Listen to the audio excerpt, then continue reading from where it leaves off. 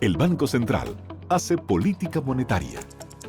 Para ello, utiliza la tasa de política monetaria, buscando incidir en las tasas de interés a que los bancos captan ahorros y prestan para el consumo de los hogares y la inversión de las empresas. El objetivo de la política monetaria es mantener la inflación en torno a una meta definida por el Banco Central, logrando la estabilidad de precios y contribuyendo a crear las condiciones para un crecimiento económico sostenido.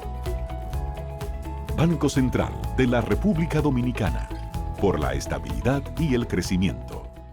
Libre, para poder pagar la uni desde donde esté. Libre para checar que me pagaron sin gastar mi internet. Y para hacer mis transferencias sin tener que estar buscando Wi-Fi. Para poder ver lo que tengo en mi cuenta sin que se me acabe la recarga. Ay, sí, lo fácil que es de usar. Sí, hemos liberado nuestra app Banreservas del consumo de datos para que aproveches todos sus beneficios tengas o no tengas internet, haya o no Wi-Fi y sin consumir tu recarga. Bájala, úsala y resuelve. App Banreservas, tu banco fuera del banco. Banreservas, el banco de todos los dominicanos.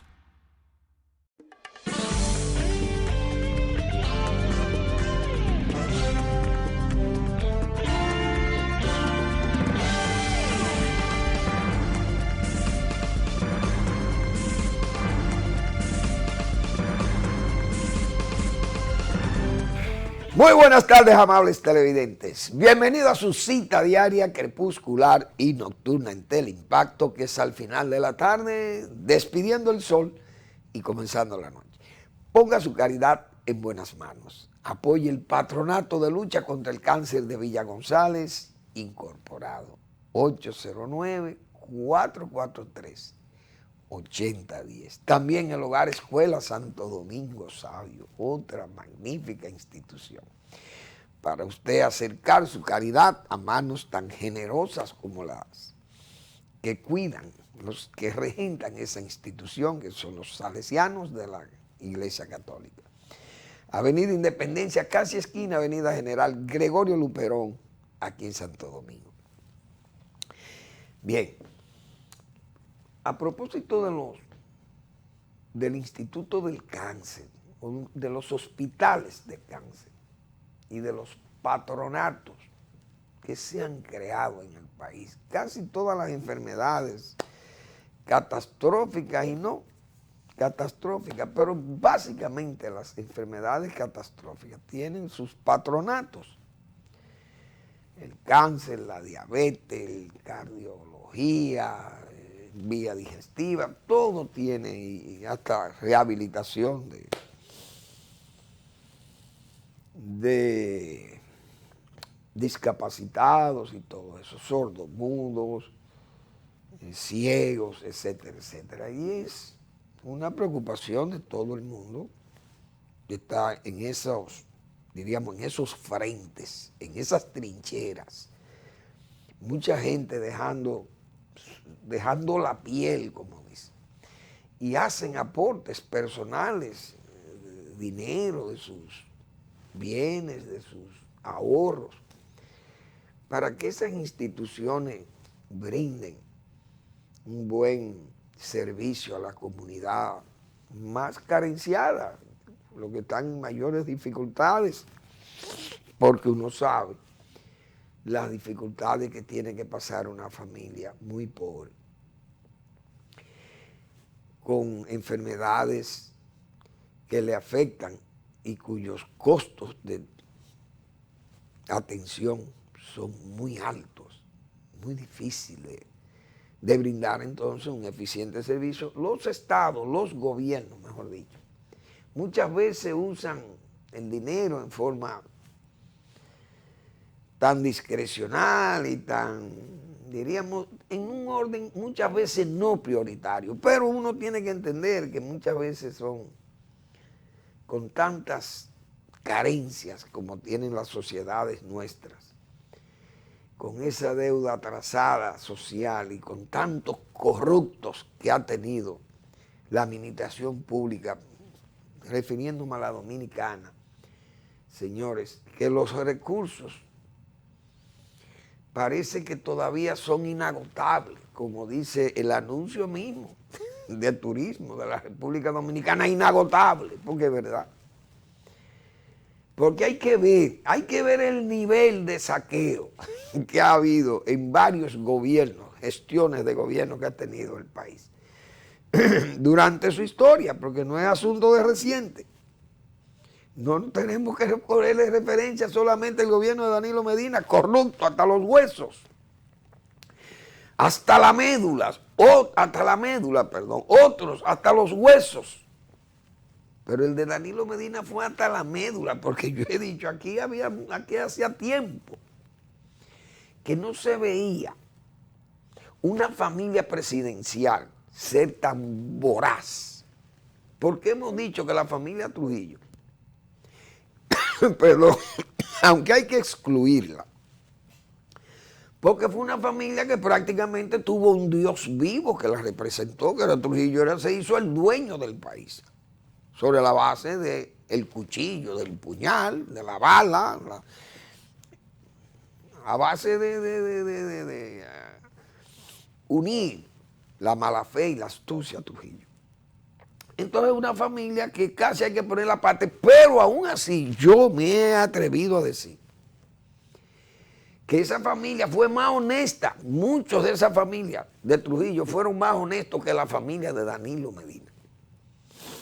Porque los cuñados de Trujillo no se atrevían a hacer las cosas que han hecho, cuñados y hermanos de Danilo. Los hermanos no se atrevían a hacer esas cosas, porque los negocios los manejaba él, Trujillo, y él le podía ceder algunas libertades a sus hermanos, pero tenían que ser con el visto bueno de él. Y entonces, esa familia, por eso yo la excluyo, pero la única familia presidencial que ha dado el país, y yo lo he citado aquí, y he referenciado toda esa familia para atrás de los presidentes, y ninguna familia de esas ha tenido una participación como la que hubo. Lili no tuvo esa participación, ni Pedro Santana, que tuvo hijo, y su hermano Ramón, aunque Ramón murió temprano, su gemelo. Báez, él personalmente fue un hombre de vida muy corrupta, pero su familia, la familia de Buenaventura Báez, ejemplar en este país. Todos los Báez. Ni uno más de los Báez. Solo él. Esa es la pura verdad. Ahora, esa ha sido la conducta de la dirección del Estado en la República Dominicana. Entonces hay instituciones que uno clama por ellas, por eso le duele a uno tanto, que en un país que se ha robado tanto dinero como este, hay instituciones de servicio al prójimo, a las familias más carenciadas, y que tengan prácticamente que cerrar sus puertas, unas ya agotadas de hacer tanto esfuerzo por conseguir recursos o agenciarse recursos para brindárselo al prójimo. Y aún así se resisten, aún así se los roban. Hoy vi una institución que clama por recursos, una institución que el día pasado yo me refería a ella, porque es una institución que brinda servicio contra el cáncer.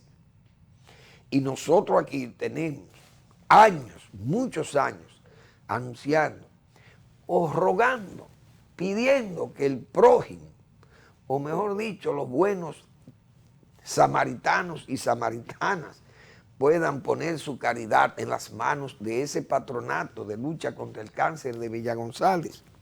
Pero en este caso me refiero al INCAR. Ese es el Instituto contra el Cáncer. El Rosa Tavares. Lleva ese nombre de doña Rosa Tavares. Pero dice el médico director que el costo de tratamiento es mayor escollo frente al cáncer. Lo que nosotros vivimos diciendo aquí, los costos de los medicamentos y los tratamientos. El director, doctor José Ramírez Félix, se queja de eso, afirma que el país cuenta con un buen nivel de tecnología y medicamentos para tratar los diferentes tipos de cáncer. Sin embargo, el costo del tratamiento y la insuficiente cobertura de la seguridad social se mantienen como el principal escollo para estos pacientes. El costo en oncología es un problema mundial, pero sobre todo afecta más a países que no son de muy altos ingresos, como el nuestro. Es decir, el director se queja porque sabe que los recursos son escasos para unas instituciones que brindan tan magníficos servicios. Yo hago esto porque soy consciente de la necesidad que tienen esas instituciones de ser fortalecidas, pero los gobiernos entonces tienen que hacer distribuciones por todo el país. Y a veces se gasta dinero en nóminas, se gasta dinero en nóminas y en obras no prioritarias, y estas prioridades muchas veces se le obvian. Verbigracia, ¿cuántas veces yo he hablado? No de estos patronatos, del Centro de Rehabilitación de Barahona, que me dirán, pero a Manuel Fermín le ha cogido con eso. Se ha obsesionado con esa obra. No, es que es una obra importante en el sur. Imagínense la cantidad de niños expuestos y adultos a problemas motores. ¿Cuántos ACV que dejan la gente inútiles, prácticamente totalmente discapacitados, y hay que darle tratamientos, etcétera, etcétera? Es muy difícil que no tenga uno un familiar que arrastre problemas de ese tipo. Bueno, vamos a felicitar al Banco de Reservas, porque el Banco de Reservas ha recibido sus premios como el mejor banco de República Dominicana y del Caribe por la revista Latin Finance. Toma en consideración los resultados obtenidos desde julio 20 a junio del 2021. El mejor banco de la República Dominicana 2021 y mejor banco del Caribe 2021 por sus logros en la gestión de negocios, su respaldo a los sectores productivos durante la pandemia y la innovación tecnológica en canales de servicio para los clientes. Hay que felicitar ahí a Samuel Pereira Rojas. Ha sido un destacado director, administrador del Banco de Reserva de la República Dominicana, y hay que hacerle ese reconocimiento, muy válido. Bien, vamos a seguir con el programa.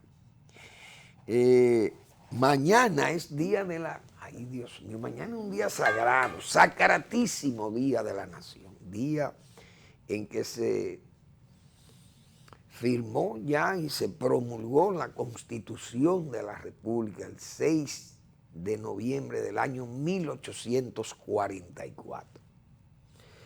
Una Constitución que tomó su tiempo, porque fue en agosto de ese año que se emitió el decreto para que se congregaran los constituyentes y entonces se llegara a acuerdos y se elaborara la Carta Magna del país. Fue una carta que nació, no hay duda, con algunos problemas, porque siempre se ha señalado que se criticó y que ese 210 famoso del presidente Santana, que lo pulseó por eso. Es verdad, el pulseo fue fuerte y él se impuso y fue a San Cristóbal. No creo que fuera como se dice, porque a Santana también lo han maltratado mucho. Pero fue a San Cristóbal como dije, con una peonada allí, gente con macuto lleno de carne y un cigarro y con un machete y un sable y un fusil para amenazar a los congresistas. Y miren, tienen que aprobarme el 210. El 210 fue un artículo muy abarcante que le daba poderes, extrapoderes al presidente de la República para organizar esta tribu. Este país reciente sin ejército, sin armas, sin dinero, sin gente. Muchísimos recursos, pero no había gente, ni siquiera gente. Eran muy pocos los dominicanos y la gente con valor económico y que tenían iniciativa fuera de este país se fueron por la presencia haitiana aquí. Pero comenzaron a llegar franceses, europeos, llegaron, se fueron asentando aquí, comerciantes, españoles, volvieron, y bueno, y fue poblándose la isla, o mejor dicho, el país. Y esa Constitución de Santa Ana duró 10 años, con todos sus defectos, porque critican a Santa Ana que iba y ponía presión, o que puso presión para el 10, pero hoy hay muchísimas presiones sobre el mismo Congreso mediocre que tenemos nosotros ahí, que lo he dicho responsablemente, salvo mucha gente buena que hay ahí, pero la gran mayoría es gente que tiene poco valor cívico, ciudadano. Y como políticos también, llegan ahí porque son comerciantes, no banqueros, como se le llama, no, sino loteros. Loteros o boliteros, como le quieran llamar, pero no que no le llamen banqueros, porque los banqueros yo creo que le ha faltado una buena política de publicidad para quitarle ese nombre de banqueros a riferos, loteros. Bueno, pero eso es lo que tiene el Congreso. Y hay, fíjense todas las presiones que hay sobre esas medianías que hay ahí, para no aprobar ese Código Penal o para, ¿cómo digo? No solamente no aprobarlo, sino torpedearlo para que no salga. Ya hubo un cura que acusó hasta el propio presidente de la República, porque el presidente de la República luce también en ese caso como que yo no tengo que ver con esa gente, pero tiene que ver con esa gente. Porque el presidente es el líder de esa bancada del PRM, mayoría ahí en ambas cámaras.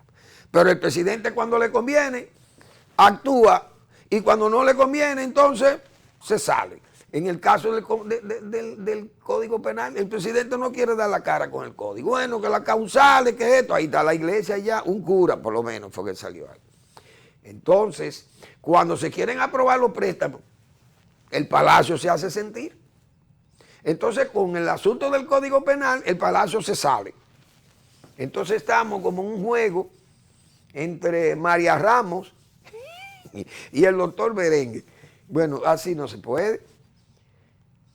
Pero vamos por lo menos a saludar que tenemos una Constitución y que la Constitución última del 2010 ha sido considerada una buena Constitución y de hecho tiene muy abarcante, contempla muchos deberes y muchos derechos para los ciudadanos, pero básicamente los deberes, porque es que con los derechos somos muy exigentes, pero no queremos ser serios y complacer la Constitución con las exigencias que ella nos hace, sus deberes, los deberes que contempla, esas normativas que nosotros nos resistimos muchas veces a respetar. Bien, Haití, sigue el problema haitiano, cada día se agudiza esa crisis, el gobierno hoy acaba de cerrar, parece herméticamente la frontera, no hay vida ni de entrada, ni de salida, ni de vehículos, ni de intercambio comercial. Ese cierre, tal vez, la misma presencia de los helicópteros y de los helicópteros americanos, que a mí, no sé, porque eso le deja duda a todos los que conocemos a Estados Unidos y sabemos cómo son las cosas, o pretendemos saber cómo son las cosas, o hacemos galas de que sabemos cómo son las cosas. Es difícil que uno pueda de una vez asumir estas cosas que digan las autoridades, no, que vinieron a descansar. Miren, ahí está Islas Turcas y las Caicos, que son inglesas. Y es sospechoso que salgan de Bahamas, que está frente a Estados Unidos, porque si quieren descansar, que vayan a Estados Unidos. ¿Y de dónde venían? De Bahamas venían para descansar ahí. Eso es un viajecito. O tírense en Isla Turca, en Caicos, que tiene excelentes hoteles, playas y tiene aeropuerto y todo ahí. Las Islas Turcas o Turk Island, como le llaman, son inglesas, las Caicos, y eso está cerquita de Puerto Plata y pudieron haber aterrizado ahí. El asunto es que uno no cree en la excusa, pero uno no puede salir a averiguar esas cosas militares, porque eso son muy delicados. Ahora, este cierre, algo va a pasar en Haití. Con este cierre, este sello de la frontera, sin actividades en la frontera, porque el ejército tiene control sellante de la frontera. Entonces, algo va a suceder con los Estados Unidos, porque ese movimiento de esos helicópteros y esos movimientos militares, esas son cosas que uno no había visto, porque hacía tiempo que nosotros, es más, voy más lejos. Yo creo que desde los tiempos de la Revolución del 65, aquí la aviación americana no había pasado con esos aviones. Yo me acuerdo de aquellos aviones Canberra, que eran los aviones turbo o los Phantom, no me acuerdo, para esa época, que eran aviones de a chorro, como se le llamaba, y Estados Unidos hizo unos vuelos rasantes en el Cibao, yo recuerdo, muchachos, con aviones de esos. Esos aviones ya para la época eran súper modernos.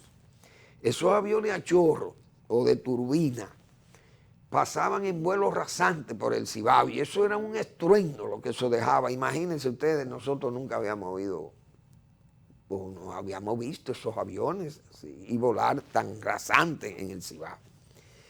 Entonces Estados Unidos, yo creo que desde esa época yo no volví a ver más un helicóptero americano, que nosotros lo veíamos los helicópteros en Santiago, se tiraban, y allá en Villa González, los helicópteros norteamericanos. Y miren que del 65 para acá, eso es mucha agua la que ha pasado en 56 años. Entonces, ahora vinieron esos 6 helicópteros ahí. 2 Chinook, que son de los grandes doble hélices, y 4 de los, no sé cómo que se llaman los otros, Black Hawk creo que se llama. Entonces, hay un movimiento raro. Repito, esa frontera y todas esas cosas. Pero bien, en Haití, la sociedad dominicana está expectante, pero en Haití, los fantoches que son funcionarios, ellos creen que es verdad que tienen esos cargos. Entonces, el señor Joseph, que es el canciller, si se le puede llamar canciller, aquella musaraña, aquel mojigato de funcionarios, ahora se retracta, dice que lo malinterpretaron, como siempre sucede con los irresponsables, que lo malinterpretaron, que lo sacaron de contexto, eso que él dijo, pero siguió diciendo que Abinader no mandaba allá, y que República Dominicana era tan violenta como Haití, que aquí había muchísima delincuencia, y bueno, nos equiparó. Pero resulta que el mismo Barbecue le respondió, porque Barbecue ese mismo día salió y dijo que él era un jefe ahí, y con su arma, blandiendo su arma, su ametralladora y todo su tigrismo armado ahí y vociferante. Y al mismo tiempo también guapetones. Es decir, el propio Barbecue le respondió, pero el gobierno dominicano ha tomado las medidas que decíamos ayer, unas de ellas muy buenas, y felicitamos al presidente por esa iniciativa. Pero otra que yo sé y van a traer problemas, como ese que hablamos del asunto de las, no solo de las parturientas, sino de los ilegales en las puertas de los hospitales, no en las emergencias, sino en las visitas comunes que hacen de consulta. Ahora, el gobierno dominicano, que yo he dicho, necesita de sus Salomones, pero ya no hay Salomones. Yo he consultado amigos míos que conocen la Cancillería, como Suriel, que es mi amigo Suriel, y que le aprovecho para enviarle mi saludo especial. Pero Suriel y yo, como dicen, nos gastamos las neuronas buscando qué queda de aquella Cancillería que manejaba aquellos problemas haitianos, los asuntos haitianos. Ahí no queda nadie. Yo creo que el único canciller que queda de esa época es Joaquín Ricardo. Tal vez Joaquín participó en alguna de aquellas cosas, pero ¿por qué traigo el tema? Porque he dicho muchas veces aquí que el gobierno dominicano con la crisis haitiana tiene que imitar a Balaguer, pero no actuar como Balaguer. No estoy sugiriendo que actúe como Balaguer, pero que imiten a Balaguer. ¿Cómo? El presidente señaló, el presidente Abinader, que él mantiene conversación con el señor Henry, primer ministro. ¿Se le podrá llamar así? ¿Tiene autoridad? ¿Tiene jerarquía? Es jerárquico, el cargo es jerárquico, pero el hombre no es jerárquico, no tiene mando. Porque ¿a quién manda en Haití? ¿Quién manda en Haití? Si yo creo que las recaudaciones, si las hay, la maneja Barbecue y el grupo de su tigrismo armado. Es una cosa increíble. Entonces, el presidente Abinader ha señalado que él se conversa con ese primer ministro.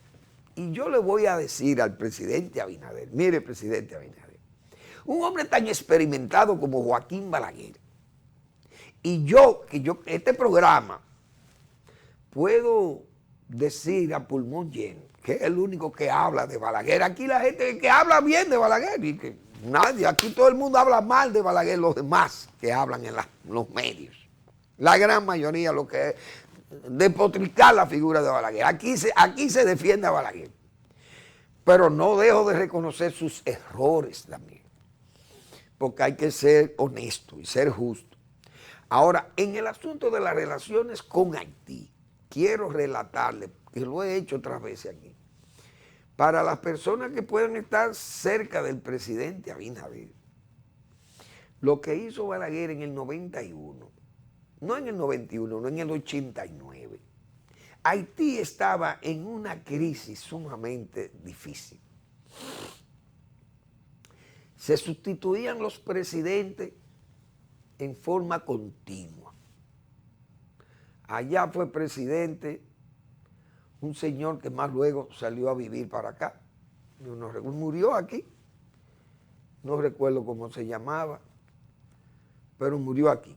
Tal vez lo recuerde más luego. Luego de él tuvo, creo que yo no sé si fue la señora Tuyó, una señora, una abogada, o fue Próspero Abril. Pero yo sé que en el año 1989, el presidente, diríamos, fáctico de Haití era Próspero Abril, un militar, un ex militar.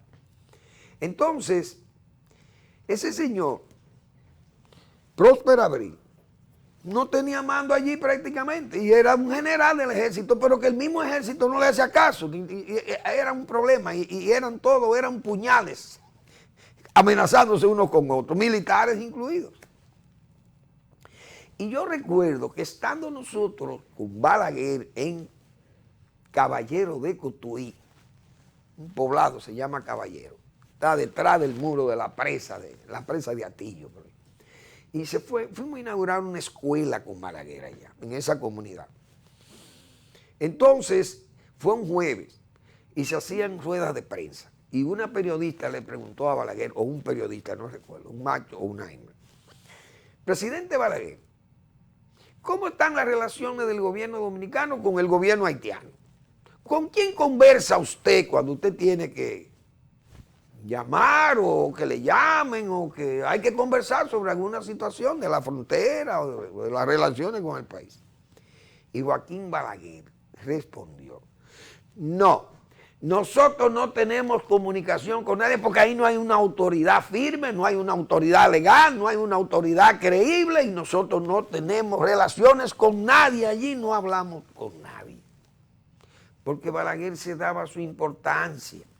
No hablaba porque quién sabía, él sabía que Próspero Abril era un ave de paso. Yo creo que en meses o en días volaba del poder y venía. Yo no sé si fue la señora Tuyó que lo sustituyó o no recuerdo. Pero luego impusieron a Aristide ahí. Y entonces fue cuando el señor Clinton impuso a Aristide y más luego vino el caso Cedras, que ya para el 91 creo que fue cuando ese golpe quitaron a Aristide de ahí y Balaguer siguió manejándose con Cedras porque Cedras era el único de esos que tenían ahí, que actuaron en esos momentos históricos en Haití. El único que tenía, parece, buen juicio y buen talante era Raúl Cedras. Y Balaguer se manejó con Cedras porque había una crisis una crisis peligrosa para la República Dominicana porque Estados Unidos tenía un bloqueo de todos los puertos y todos los aeropuertos o los pocos aeropuertos o aeródromos de Haití. Vamos a la pausa y volvemos.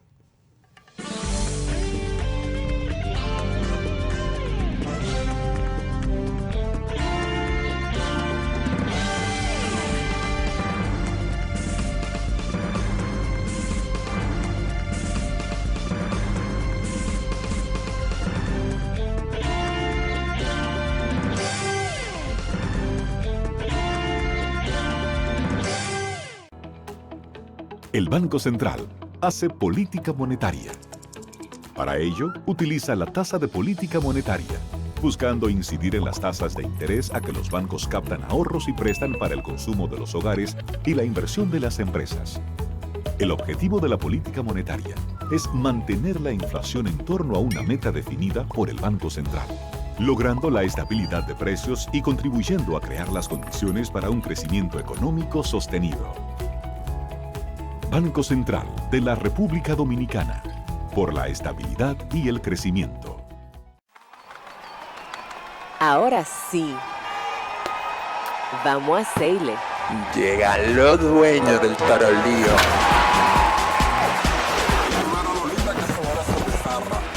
Porque aquí se ruge. Y vamos trotando hacia la cima.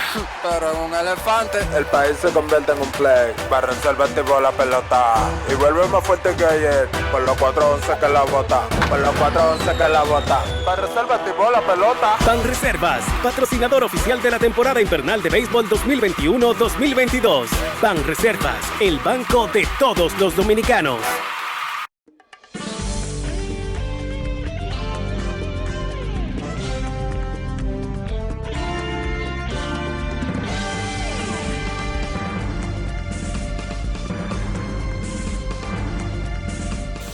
Bueno, en esa misma condición de desconocimiento sobre lo que pasa, de la situación de los haitianos y la República Dominicana, cómo tenemos que manejarnos con esta gente. Esta gente hay que dejarlo. Tomar las previsiones que se están tomando en la frontera, pero el presidente que no hable con eso, porque esa gente, el presidente habla algo hoy con Henry o con el loco, el otro, el Giuseppe. Con cualquier autoridad que el presidente Abinader se comunique en Haití, eso es una cucaracha en un gallinero, como decía Juan Bosch. Verbigracia, miren lo que pasó aquí. Lamotte, el señor Lamotte, cuando Martínez, qué sé yo cómo se llamaba, Martelly era el presidente, mandó a ser canciller o primer ministro, Lamotte, otro joven, desconocedor de todas esas cosas. Y vino al país, y el señor Gustavo Montalvo, secretario, ministro de la presidencia, ese era una especie de alter ego de Danilo Medina. Y bueno, imagínense ustedes esta combinación de traidores contra el país. En esa reunión de Juan Dolio, ahí fue donde el señor se explayó, Gustavo, hablando de los héroes vivos, de la patria nueva, que aquellos héroes muertos y esa ceniza, las élites de ayer, ya eso pasó a la historia, que hoy hay una nueva realidad. Recuerdo esas expresiones, la nueva realidad. Es decir, este Haití nuevo, moderno, este Haití joven, este Haití creíble. Ese no había leído la historia de Haití. Los tratados de Haití, desde 1874, los tratados que se hicieron en Haití, antes los franceses y después los de Haití, con la República Dominicana, y todo era un interés por la tierra dominicana y el último occidente, y como a la larga se quedaron con los terrenos que nos robaron. Después de Aranjuez, en 1776, pues se trazaron esas fronteras de Aranjuez. En 1795, con el Tratado de Basilea, no se trazaron fronteras, simplemente se cedió a Francia la parte española de la isla. Una cesión a Francia, no a Haití. Haití se independiza y cree que todo lo que Francia tenía aquí era de ellos. Pero resulta que en 1814 Francia llega a un acuerdo también con España y cede esto aquí. Y caemos aquí con la reconquista. Entonces, ¿y dónde estaban los haitianos? Pero bien, Haití no respeta acuerdos, ninguno.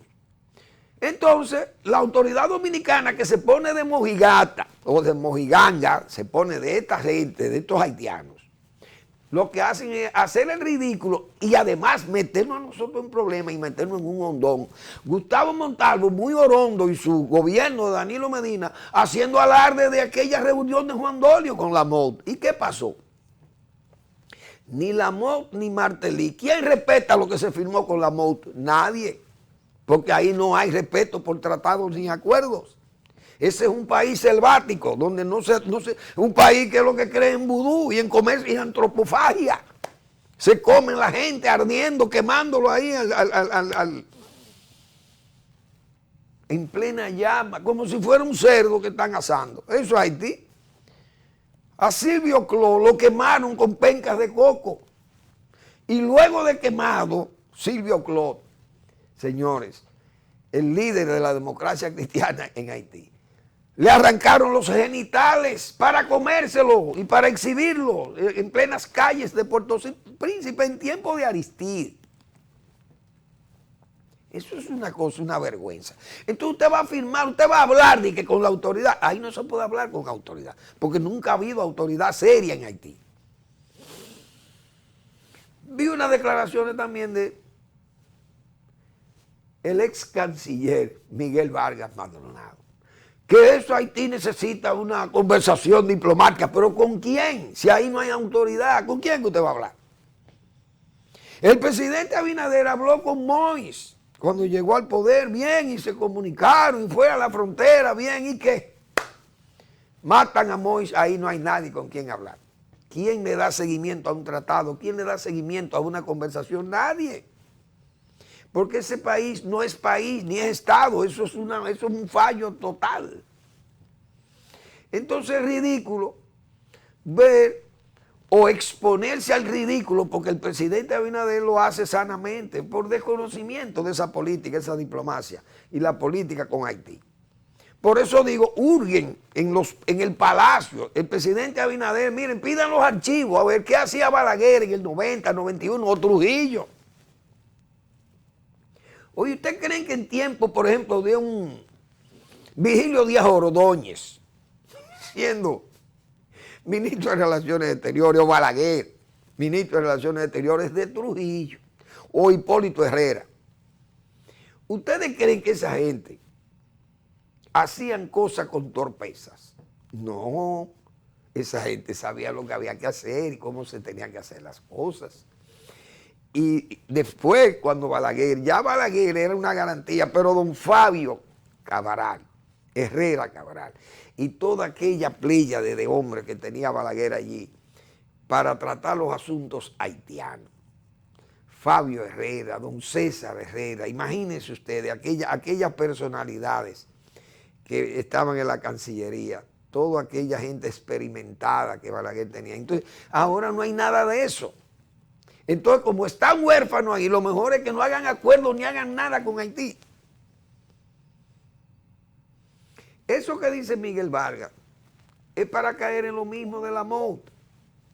Entonces, ¿quiénes son los especialistas? El gobierno no tiene especialistas. Ahora, esa crisis haitiana le está generando, nos va a generar muchos gastos, porque 12,000 soldados allí, como están ellos, hay que darle dieta a los soldados. No es igual que la fórmula que yo he planteado, que la fórmula que yo he planteado es la antítesis de eso. En vez de tener 12,000 soldados, tener todos los soldados allá, con algunas excepciones, pues no vamos a dejar tampoco las oficinas o las instituciones públicas que haya que cuidar y la guardia las cuida, etc. Pero el grueso del ejército, las 5 brigadas allá en la frontera, sellada la frontera. Pero eso tiene la ventaja que le da vida a la frontera, vida económica, demográfica, juventud inclusive, he dicho yo. Controlan las operaciones del ilícito, hay más gente, más control. Además, los guardias no van a estar allí mirando el cielo. Pueden entrar en labores de reforestación o en cultivar parcelas agrícolas. Y los gobiernos entonces le construyen vivienda a los guardias allí, para que vivan con su familia y no tengan costo por la vivienda, ni presión en la zona por vivienda, y hacerle sus buenos acueductos y sus áreas deportivas y sus clínicas para atenderle, sus buenas escuelas, su club para que se recreen. Eso es la guardia, le va a dar vida a la frontera, porque esa frontera, ese presupuesto militar se va a gastar allí.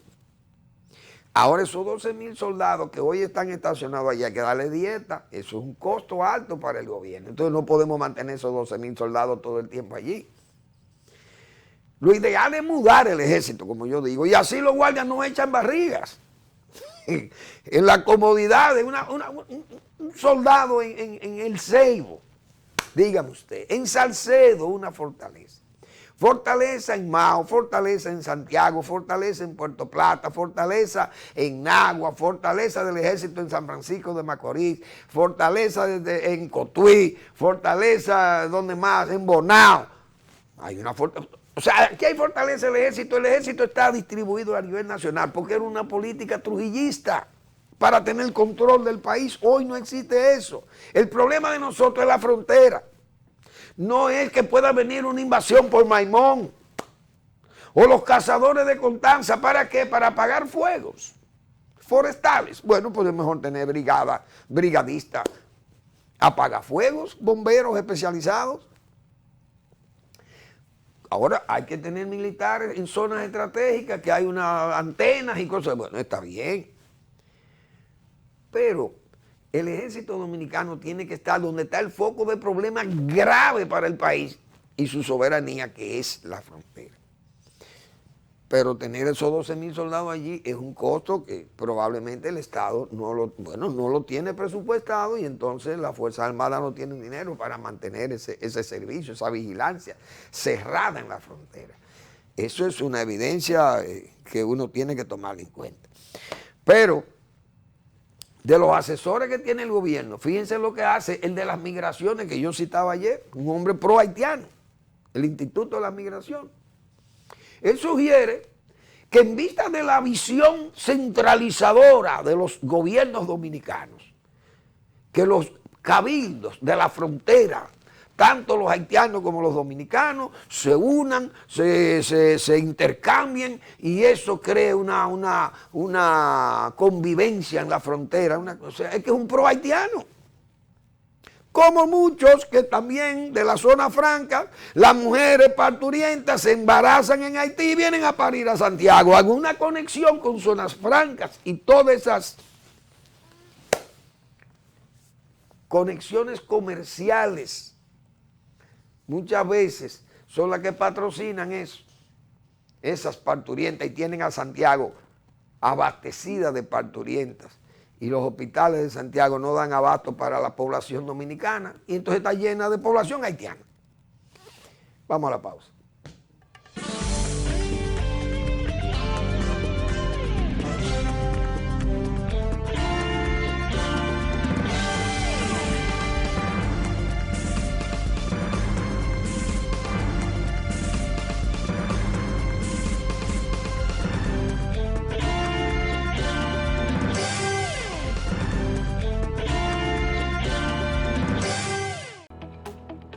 El Banco Central hace política monetaria. Para ello, utiliza la tasa de política monetaria, buscando incidir en las tasas de interés a que los bancos captan ahorros y prestan para el consumo de los hogares y la inversión de las empresas.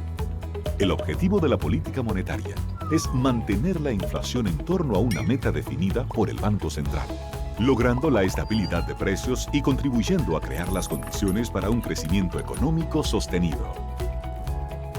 Banco Central de la República Dominicana, por la estabilidad y el crecimiento. Libre, para poder pagar la uni desde donde esté. Libre para checar que me pagaron sin gastar mi internet. Y para hacer mis transferencias sin tener que estar buscando Wi-Fi. Para poder ver lo que tengo en mi cuenta sin que se me acabe la recarga. Ay, sí, lo fácil que es de usar. Sí, hemos liberado nuestra app Banreservas del consumo de datos para que aproveches todos sus beneficios, tengas o no tengas internet, haya o no Wi-Fi, y sin consumir tu recarga. Bájala, úsala y resuelve. App Banreservas, tu banco fuera del banco. Banreservas, el banco de todos los dominicanos.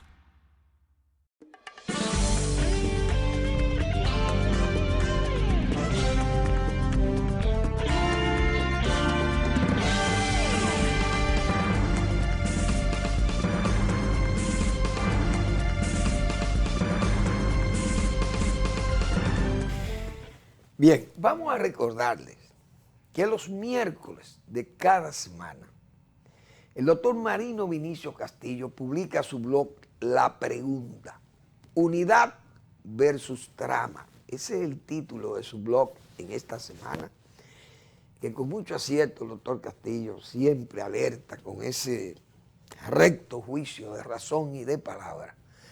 Nos da pedagogía todos los miércoles en ese blog La Pregunta. Igualmente la respuesta. Pero es como él dice, la respuesta es palabras que se dicen y se pueden perder, se pierden. Gente muy avesada, de lecturas o de, mejor dicho, de comprensión, con atención de los temas que él trata en la respuesta, pues fijan sus ideas, pero estas que están escritas en su blog, La Pregunta, dejan una constancia de sus reflexiones, de sus opiniones. Lean la pregunta del doctor Marino Vinicio Castillo. Igualmente la respuesta el domingo en los canales ya conocidos por todos ustedes. Bueno, el gobierno ha tenido una serie de iniciativas que se están quedando como a medio camino. Nosotros dijimos, señores, ese diálogo nacional, eso va a terminar como el Rosario de la Aurora. Y ya nadie habla del diálogo. El CES, bueno, que para lo económico y lo social, que allí ese consejo conoce y que bueno, y una primera reunión muy aparatosa y muchísima gente, que eso no funciona con toda esa gente. La reunión de ayer funciona porque el presidente es el vocero y el presidente lo que ha hecho es socializar con las fuerzas políticas, que era lo que nosotros decíamos, porque aquí, señores, después de la muerte de Trujillo, aquí el único presidente que habló de Haití fue Balaguer y que se echó la responsabilidad de decir Francia, Estados Unidos y Canadá andan detrás de la fusión de nosotros con Haití. Joaquín Balaguer se atrevió a decirle eso a las potencias. Los franceses siempre han negado, no, que nosotros esto, que nosotros no, que no estamos en eso, pero sí, pero cuídennos de que Haití no nos invada los demás territorios de ultramar de Francia. O sea, nosotros somos la compensación de Francia para que no le lleguen a Martinica, no le lleguen a Guadalupe, no le lleguen a la Guyana francesa. Entonces, nosotros que le sirvamos de almacén de los haitianos a Francia. Explíquenme. Entonces, Balaguer es el único presidente después de la muerte de Trujillo que se ha atrevido a decir aquí cuál era la trama de la fusión y de hacernos a nosotros. Y él vivió y lo citó. Lo que el presidente Clinton le planteó y Balaguer no, yo no acepto eso. Porque yo soy un hombre que tengo respeto por la memoria de dominicanos y dominicanas que dejaron la piel por este país. Y no es verdad, sería yo un irresponsable y muy mal dominicano que yo permita que el suelo dominicano se llene de haitianos aquí en campamentos, porque sería atentar contra la memoria de esos dominicanos, de esos héroes y de aquellos patricios de Sánchez, de Duarte y de Mella, como dijo Balaguer. Pero el presidente ha sido el único que dijo, no, vamos a socializar esto, como nosotros habíamos planteado, y yo estoy totalmente de acuerdo. No, presidente, mire, plantele a las demás fuerzas políticas para que las fuerzas políticas también hagan un compromiso de apoyo a la gestión que tiene el gobierno de defendernos de la agresión haitiana. Porque vemos a Haití muy débil. No, Haití no nos agrede porque no tiene armas. Pero miren esas bandas armadas, pero tienen millones de gente parturientas y como dijo Balaguer, la escoria haitiana no la están vaciando aquí y han hecho una especie de sumidero del país. Entonces eso es más que una invasión militar, porque la invasión militar yo la puedo repeler a tiros también. Pero esta no la puedo repeler a tiro porque sería nosotros caer en las garras de la comunidad internacional. En la Haya estaríamos allá, sentados en la Haya, como país. Entonces el presidente ha socializado y ha encontrado el respaldo de la mayoría de las fuerzas políticas. Otros, lo del PLD, el Partido Laboral, que no quieren, eso viven como como extraño y como que la oposición que tienen que seguir es que si me cambian el chucho, yo cambio el mío.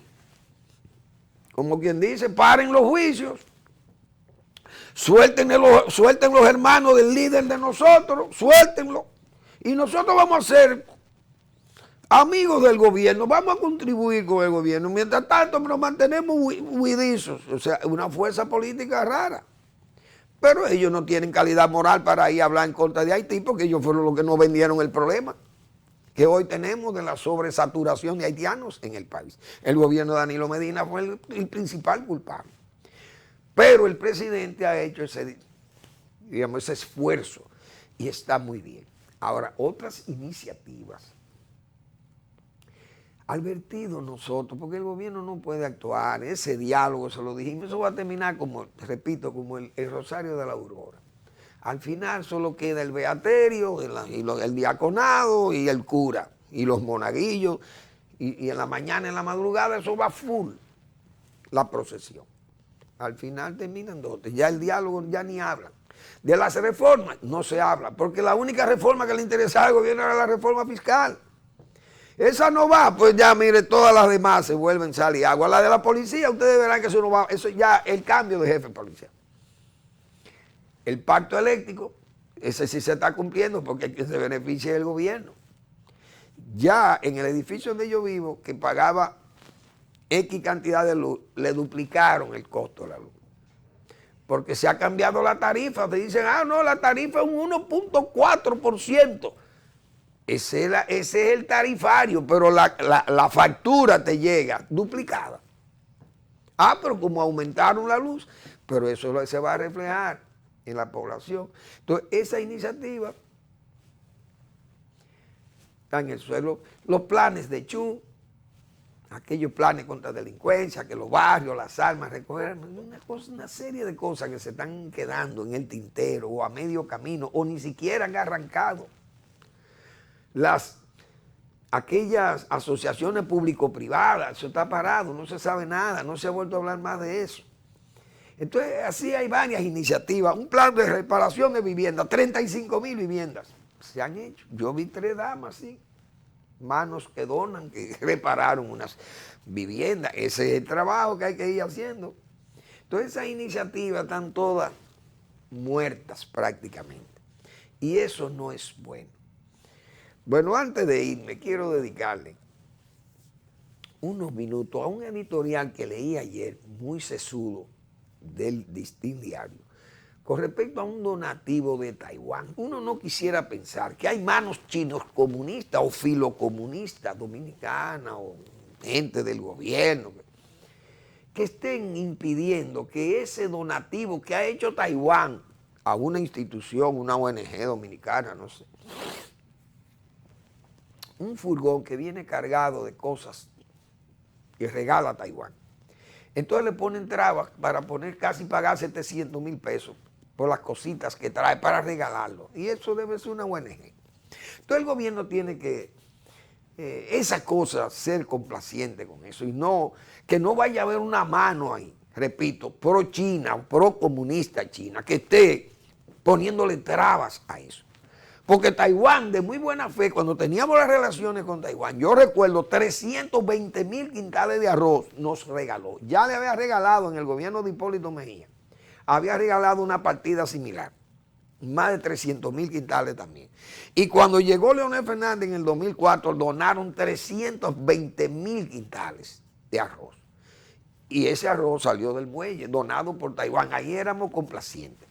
Taiwán regaló 11,000 quintales de semilla de ajo, que a mí me tocó el trabajo de, todo ese trabajo de muelle y de desembarque y de desaduanización de todas esas mercancías. Lo tuve que hacer en el Ministerio de Agricultura. Pero Taiwán regaló un hospital y nos regaló toda la tecnología para tener hoy lo que tenemos ahí en Juma, en esa producción arrocera con el doctor Sie, que en paz descanse.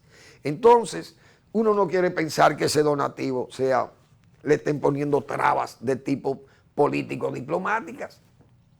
o geopolíticas que le estén poniendo trabas ahí en ese muelle, al director de aduana que busque la forma de que esa cosa se lo entreguen a la ONG, porque eso es un donativo.